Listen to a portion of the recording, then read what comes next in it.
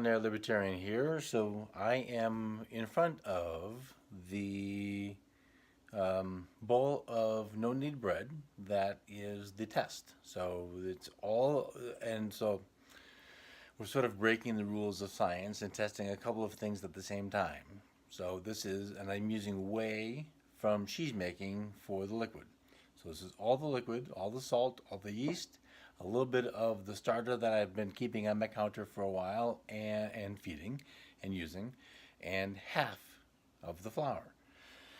So what I have, and I just the hooch, that first boom of of nose curling alcohol is, so you can tell that there's nothing about that that resembles bread yet. So I'm about to measure the second portion of flour, incorporate that, let that, I expect it to get pretty stiff, which is what I want. Then it's going to ferment again overnight. Tomorrow tomorrow it's going to get baked, and I'm expecting a little bit better rise than before, some spectacular color because of some of the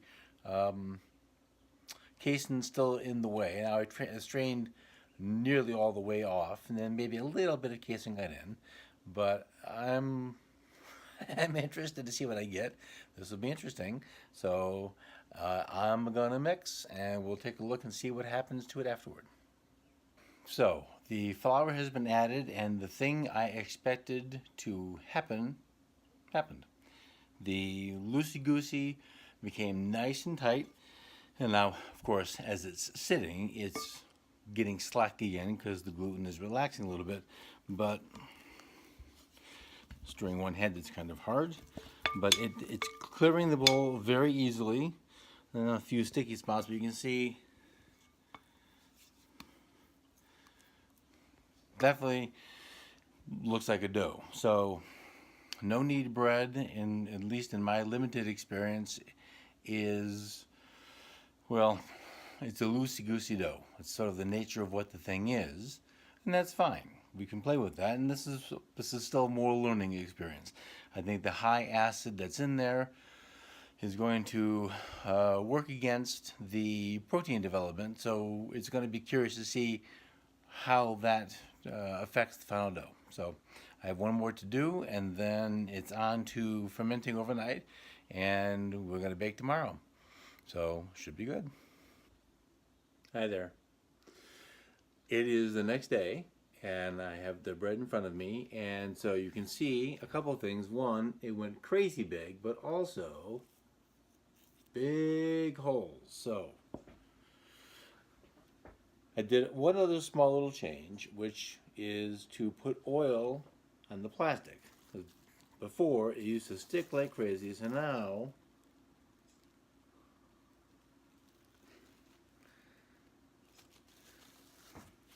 when I first learned to make this bread, they never oiled the plastic, so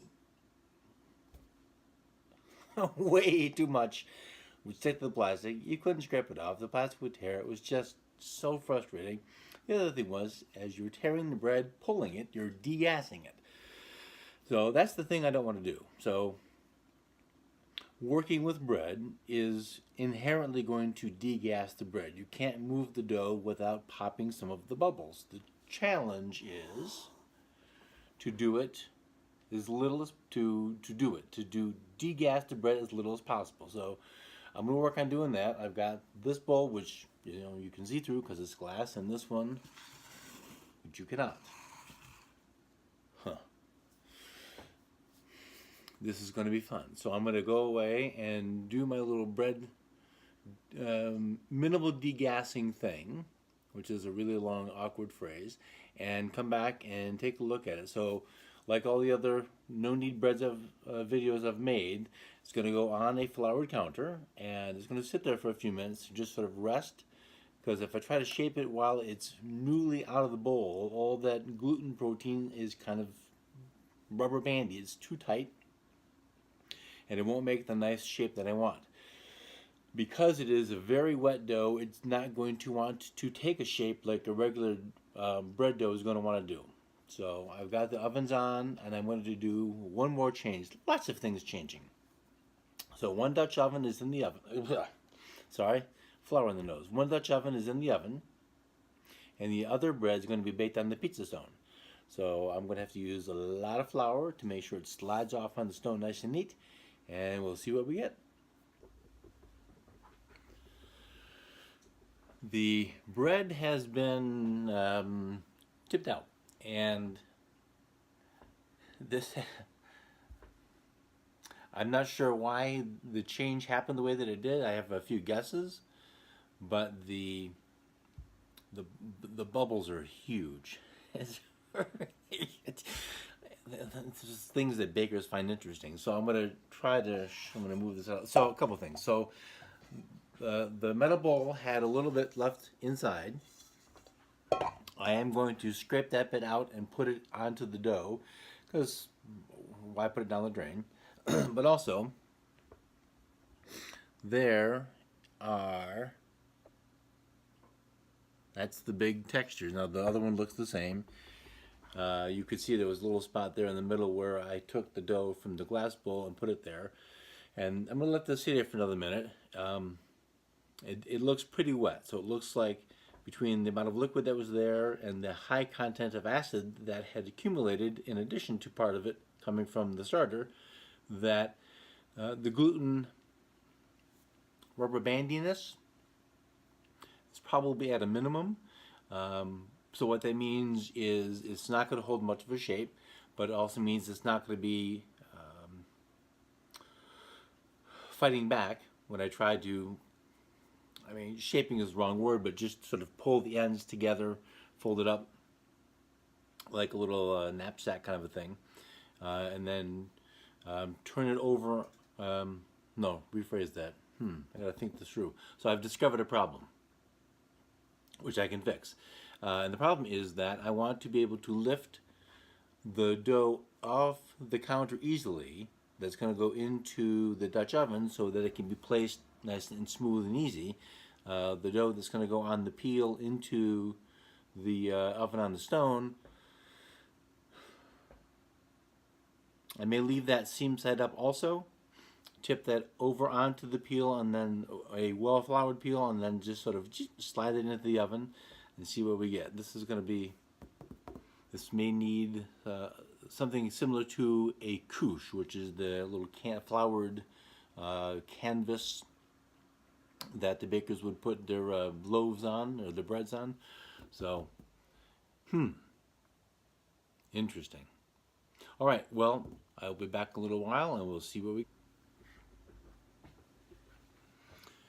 I've found a solution to my problem, and I'm going to show you what I'm going to do. And I'm using cloth cloth dinner napkins. They're clean. There's a lot of flour on them, and I'm not 100% certain that it's all going to wash out. So I think that it will. But so I'm going to tippy, and here we go. So there's the one that's from the metal bowl. So the counter is floured underneath. A little extra flour on my hands, and just really just a kind of folding, and not doing anything more than that, because it's not going to take, it won't hold the shape anyway, so there's no point in trying to give it a shape. But I am going to, so it's a scraping under without poking, just gentle fingers under, and that's what I'm looking to release. This is silly. I'm going to take it off the counter to put it back on the counter, but the whole point of that is to give it some flour so that it's not sticking, and a little bit more pulling, and just sort of, like I say, it's going, it's just quickly. All that is expected, and here we go for another ride. All that's to be expected. It doesn't have any structure to hold itself into a shape. But what I'm counting on is the yeast that remains in there and the air bubbles I didn't break. When it gets the heat added to it, so the yeast starts to go, make more yeast and do all this yeasty things, and the air bubbles do what they do when they get warm, is they expand. What I'm looking for is a big oven spring, which is what that term is, when it goes in the oven and goes boom. Sorry. So that's what the oven spring is. So I'm counting on a lot of that because we saw a crazy amount of air bubbles in here. And that should be pretty interesting. I did take a little sneak taste of the dough from the bowl. Not as sour as the dough before the flour was added, the second batch of flour. Pretty kind of sour, a little beery, which was an interesting flavor to detect because, well, obviously beer and bread are very closely related, but there wasn't anything in here other than the grains to do that. But well, this is a fun thing. So again, just gentle with the fingers, up and onto the couche, which is the napkin, and there we go. So I'm going to give this about half an hour or so just to sort of hang out, and then into the oven it goes, and we have bread.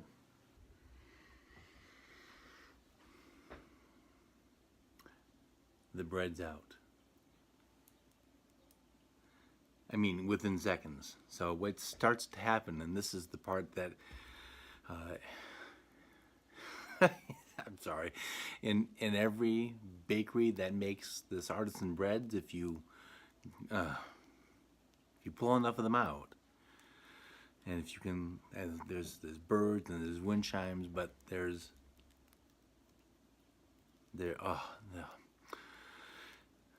cracking of the crust, which was hot, is cooling, and so the air exchange is getting the dough crust is starting to crack.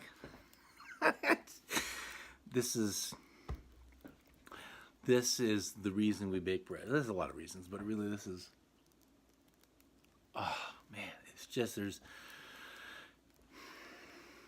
it just reaches deep inside and just is satisfying. So one of the things when way back a long time ago as the head chef at a place in Tallahassee, I told my young cooks that, and taught them how to bake bread, that when the bread cracks like this, the bread's talking to you, and what the bread is saying is, I love you too. It was saying thank you for making me properly and baking me well. And I think that's just fine. So what are the things we're going to listen for? And the way we tell doneness, now there's two ways. You can use a probe thermometer, which I'm not going to do, or still hot, lift the bread up, and it sounds hollow. Now, so the differences are, this one was the one that was baked in the Dutch oven, and this one was the one that was baked on the stone. And the bottoms look nice. They're a little dense, which is okay. I'm not opposed to that. There's a lot of moisture in there, and not all the moisture necessarily came out. So I need these for tomorrow's event. So I bake them a day ahead of time to give them a chance to let all that stuff go back to normal.